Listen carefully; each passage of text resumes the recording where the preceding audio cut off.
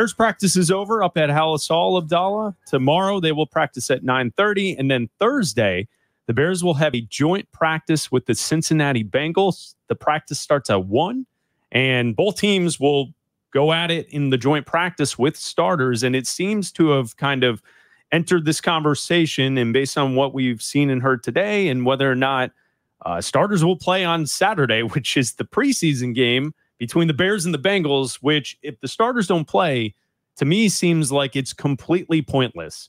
Just have the joint practices, air the joint practices on NFL Network, and let us watch. I'm interested in that. But if the starters are not going to play on Saturday, what's the point?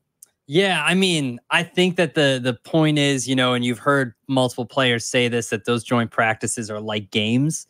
So they feel, but selfishly, it does nothing for me as a fan. I know, but here's two things that I think will benefit Caleb Williams playing on Saturday. Like if you want Caleb Williams and the first team to play on Saturday, here are two things that I think will benefit you. One, they're only doing one, right? In the past, they've done 2, 3 practices, and then Matt Eberflus comes out last year and says, we've got enough work done. Ones aren't playing, right? I also think it's supposed to rain pretty significantly on Thursday. Yeah. And I'm wondering if it does rain during practice up at Hallis Hall and they move things indoors, because the indoor facility is not as big as the 2 fields that they have, if they'll be able to get as much work done. I don't know. I'm just speculating that maybe that will also lead to them saying, hey, we didn't get enough work done because we were inside. We want outdoor, conditions to see what it's like, kicking in the outdoors, passing in the outdoors. It's supposed to be nice on Saturday, but Thursday it doesn't look great. So I'm wondering if that also helps the fact. The other thing that should help is Caleb Williams is still a rookie quarterback. He should be playing on Saturday. Yeah, and then the reason why we're questioning all of this is that Matt Eberflus didn't speak to the media today. He's expected to speak to the media on Thursday after the joint practice. So we don't know what the plan is right now for the weekend. Number 2, Zach Taylor yesterday told Cincinnati media that the plan for the starters is not to play on Saturday. So they are traveling to Chicago. They will partake on Thursday in the joint practice, and the starters for the Bengals are not expected to play on Saturday. Now, Abdalla laid it out. Caleb Williams at this point in his career needs the work. Joe Burrow does not need the work. And many players on that Bengals offense, they don't need the work either. It's one of the best offenses in football. They got weapons all over the place. They have a top 3 quarterback. That's a different situation. I hope, and I know I was listening to Waddle and Sylvie yesterday afternoon talk about it, I hope, and I agree with Sylvie on this, I hope the Bears are just not mimicking and mirroring what they see from the other team to figure out if their starters should play. I mentioned it when we were talking to the guys yesterday during Crosstalk. The Bears weren't the ones that pulled the starters first in the game against Buffalo. Mm-hmm. It was Trubisky came out for quarterback, and then all of a sudden, all the starters started leaving from both sides, right? Like Buffalo made the decision, our work here for the ones is done. If Cincinnati enters that game on Saturday saying our starters aren't playing, that shouldn't have any bearing on your plan to get your team ready. No. Just because they're not going to play their starters doesn't mean you shouldn't run the first team offense for a quarter or a few series like you did against Buffalo, and build on the progress that we saw last weekend. That's what I want. I want a continuous build towards week 1 against Tennessee. I don't want this, we saw enough and behind closed doors, joint practice, it was good enough for us, so we'll just pack it in and wait. And hope that it's great when we get there for week 1 at Soldier Field. No, because then I would imagine if that's the case, like you've got a short week, technically, even though it's Saturday to Thursday as opposed to Sunday to Thursday. You've got a shorter week against Kansas City in the final preseason game. I don't think they'll play a ton in that game. But again, like I'll have the same sentiment when we come in on Monday. If Caleb plays, all right, cool, whatever we saw, good or bad. But you should still play a little bit on Thursday because they've got a lot of time off in between that last preseason game and week 1 against the Tennessee Titans at home. So I would hope to see all of the starters that are available, again, that Matt Eberflus says that are available, that are healthy, to play on Saturday. And then again, maybe not for as long. Like, you don't need to go out there for a full, quarter and a half, whatever. A series or two, just feel what it's like to get ready for the game and, short week and all that kind of stuff, and go through all the reps and practice and, warm-ups and all that kind of stuff. And then go out there for a series, hand the ball off a couple times, maybe throw a pass if you see it, if it's open, and then, get them out of there. That's fine. But every snap matters for Caleb Williams and this offense heading into week 1. They can't be behind the 8 ball week 1. You have to start fast.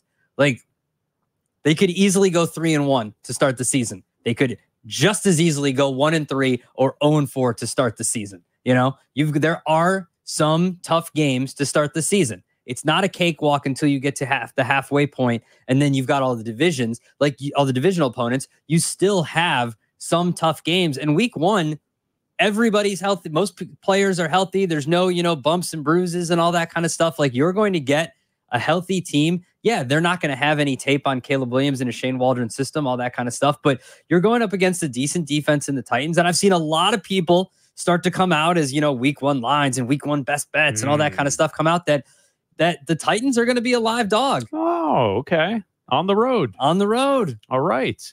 Yeah, I could see that. There's a lot of overhype this offseason for the Bears. So I could see sharps and people in Vegas pushing back on the love for the Bears. I could see people saying, take the points and the dog in that contest because the Bears haven't proven anything. Like that to me seems like a classic contrarian style of betting. Mm-hmm. It will be very obvious if a lot of people are taking Tennessee in the points in that opener. That doesn't surprise me one bit.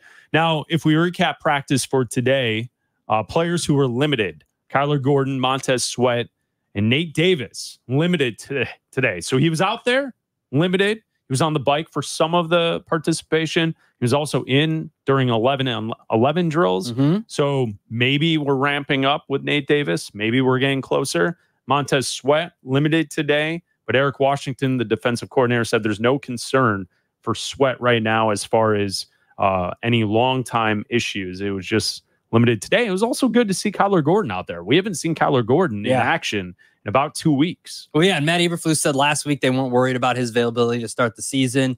He was just going, whatever he's got. Now he's ramping up. So I'm not anticipating. I probably wouldn't anticipate him playing at all in the preseason. If you're still ramping up today, it's Tuesday, you're not playing Saturday. And I don't think they're going to rush him through a short week and give him any live action on that Thursday night game. So I would say that we see Kyler Gordon week 1 against the Titans. And that's, it's not the best case scenario, but I think it's fine. I'm not worried about this defense.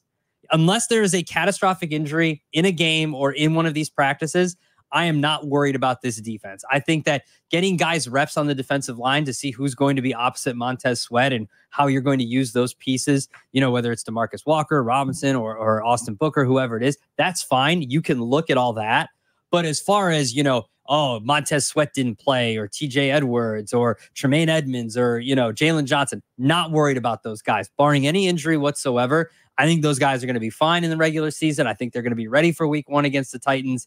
I'm not worried about any of those guys, whether it's a Veterans Day off, whether it's a maintenance day, whatever it is, not worried about those guys as long as they're healthy for week 1 against the Titans. Courtney Cronin has the best information covering the Chicago Bears. She works for ESPN and also for us here at ESPN Chicago. It seems to me, following along on social media, that the best play of the day was a possible offside by the defense, which Caleb went with the play, took the snap, and found Rome Odunze for a 30-yard touchdown connection between the two rookies. Everyone's talking about that, and it seemed as if others are reporting. I think Zach Pearson is pointing out that Matt Eberflus went over to the officials, and whether or not there was actually an offsides penalty on that play or not. The flag was thrown, but they don't know if it would have been called in a game. But the offense went. They scored the touchdown. Boom. Hold on. Between Rome and Caleb. How about that? You mean to tell me that he didn't run out of bounds behind the line of scrimmage during an offsides play the way we've seen quarterbacks in the past do it here in Chicago? No, he took advantage of the situation. Oh, okay. That's good. Put 7 on the board. Oh, that's good to see. Yeah, so it seems like what the story that we had last week was offense struggling each and every day. The offense is struggling.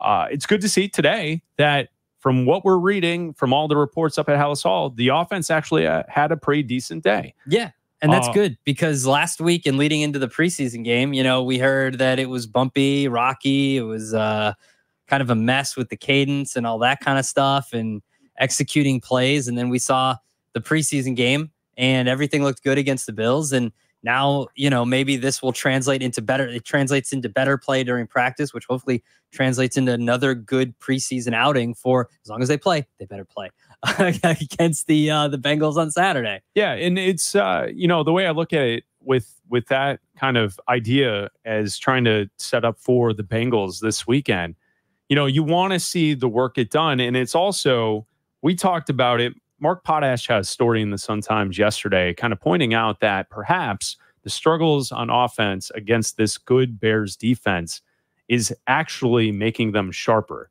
and actually creating this team that offensively going against other units around the league, they're actually going to be having a little bit easier of a time in some of these situations because like we saw in Buffalo, I know base defense, they're not this Bears defense. And when you face off against other teams, Tennessee, they don't have the Bears defense. And that actually, hopefully, should create a much better offense when we get to the regular season. So it's good to see. In the first preseason situation, they passed with flying colors. And it seems like they've bounced back a little bit this week as well as we enter, the quote, dog days of training camp as we get into the swing of the preseason schedule. Yeah, and that it is good to see. I wouldn't be surprised if we see a few more, struggling days from the offense. That's fine. The whatever iron sharpens iron and all that kind of stuff, all the cliches that you're going to hear from people. Again, going into this game against the Bengals, I'm kind of looking for the same thing that I saw against the Bills. Clean operation, center to quarterback exchange looks good. No self-inflicted penalties like false starts. There was a hold. Darnell Wright did have a holding call in the game. Okay, can live with that as long as they move the chains, which they did. So you just want to see the operation. I don't need to see the, oh my God, Caleb can make that throw. Oh, like that's extra. That's the icing, right? Like that's the cherry, the sprinkles, whatever you want to say. Like to me, just having the operation be clean and having everything go well. And even if you're running down the play clock to the last few seconds there, the play clock to the last few seconds. You okay? Yeah, I'm fine. The last few seconds there, that's fine too. As long as you're not, as long as you don't see panic, as long as you don't see any stress from the offense, and you didn't from Caleb Williams and the rest of the offense. It's Bleck and Abdalla. We're in for Carmen and Jurko here on ESPN 1000, the ESPN Chicago app. If you want to join the conversation, you can call us at 312-332-3776. We're talking Bears football. There's also a major injury story going on in Minnesota. We tell you